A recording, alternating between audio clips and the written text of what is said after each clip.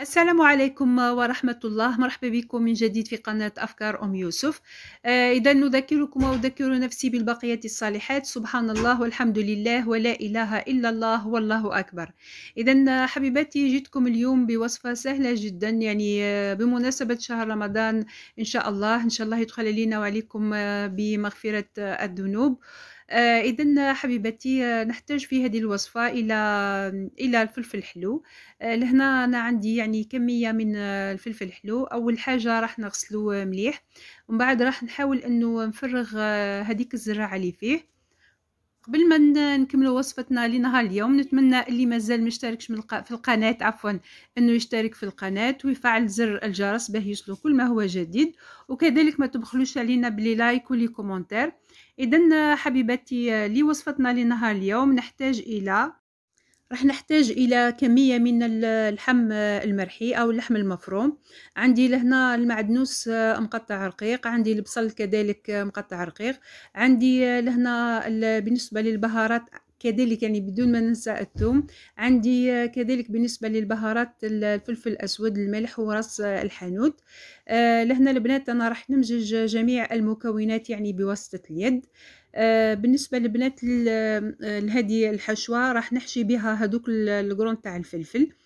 هنا البنات بعد ما يعني عمرت هذوك القرون تاع الفلفل، فضلت لي هذيك الحشوه تاع اللحم مرحي. حبيت نبارطاجي معكم هذه الفكره، ونتمنى ان شاء الله انها يعني تعجبكم، وخاصه اذا كان عندكم يعني لحم مرحي قليل وحبيتوا تعملوا دولمه، ولا حبيتوا تزيدوه المرق تاع الزيتون. راح تجيكم كميه كبيره، يعني راح تجيكم كميه هائله. اذا هنا البنات انا حطيت يعني كما شفتوا بسطت هذيك اللحم مرحي في يدي وحليته في يدي، وحطيت يعني حبه تاع زيتون دينوايو، هذاك اللي نستعملوه في المرقه تاع الزيتون يعني. وتحصلت على كرات، تقدروا يعني في بلاصه ما راح تتحصلوا على 4 و5 كرات يعني باللحم فقط، راح تتحصلوا على أكثر 8 و10 كرات بهذه الطريقه. نتمنى اذا كانت عجبتكم انكم يعني تبارطاجيو هذه الفكره مع عائلاتكم ولا مع صحاباتكم. إذن حبيباتي نكملوا طريقة التحضير. هنا البنات بعد ما سخن الزيت تاعي اللي حطيت فيه القرون تاع الفلفل. لهنا القصد يعني مش باه نطيبهم يعني نقليهم مليح، ولكن فقط باش يتحرقوا لي من الجهتين، لأنهم راح يكملوا الطياب تاعهم في الفرن. هنا البنات بعد ما كملت هادوك الفلفل يعني بعد ما قليته، لهنا نفوتوا للمرحلة الثانية اللي هي لاصوص اللي حنقدموه مع هذاك الفلفل. لهنا أنا نحتاج إلى حبتين من الطماطم، كذلك بعض الفصوص من الثوم، القليل من الطماطم المركزة، كذلك القليل من الملح والفلفل الأسود وراس الحانوت.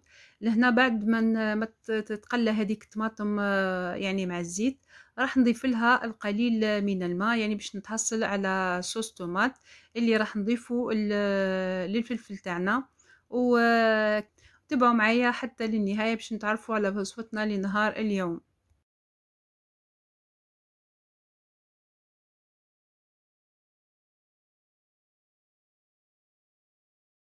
بعد ما طاب هداك لاصوص طوماط، هنا البنات حطيت القرون تاعي تاع الفلفل وهذيك اللحم اللي فضل لي يعني اللي كورتهم عملتهم كريات، حطيتهم في البلا. لهنا راح نزيد عليهم هذاك لاصوص اللي طاب، وراح نحطهم يعني في الفرن. راح نغلفهم يعني بالبابي كويسون، ومن بعد نغلفهم بالبابي الومنيوم، لانه يعني من الاحسن انه نعملوا بابي كويسون يعني هذاك الورق تاع الزبده من الاسفل، باش نحطوا البابي الومنيوم، لانه البابي الومنيوم يعني حسب الدراسات اثبتوا انه مضر يعني للصحه، لانه فيه يتاكسد وفيه بعض المواد يعني راح تضر نقرب هذاك الماكله تاعنا.